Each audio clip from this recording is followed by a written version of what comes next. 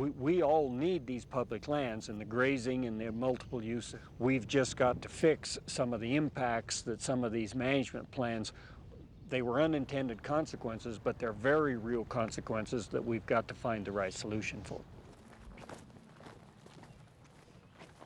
Our family has been here since 1885.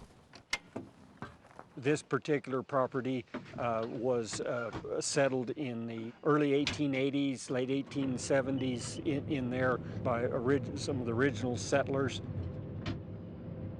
We, of course, raise hay. We're a cow-calf operation. The land of Vermilion Ranch has been in T. Wright Dickinson's family for more than 135 years.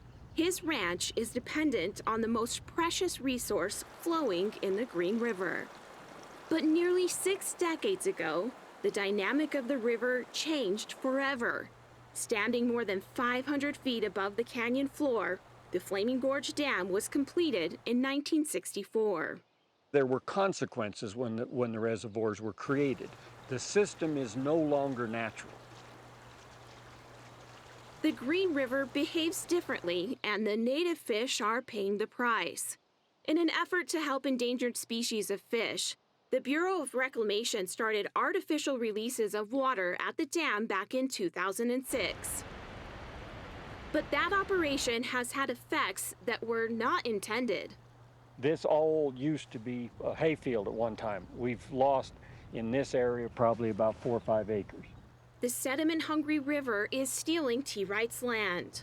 We lose the annual hay crop. Besides, it isn't the one-time loss of land, it's the productivity that you lose with the land over time. From above, you can see the river has carved away his property in multiple locations. The cracked, unstable land shows there's more erosion coming.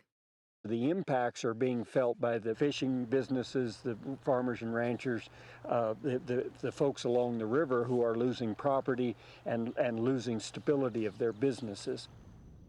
Certainly being a commissioner is a lot more than public lands, but when Daggett County is 89% public land, it certainly is one of the issues we pay attention to. Balancing the needs of the fish and every stakeholder with the river is not an easy task.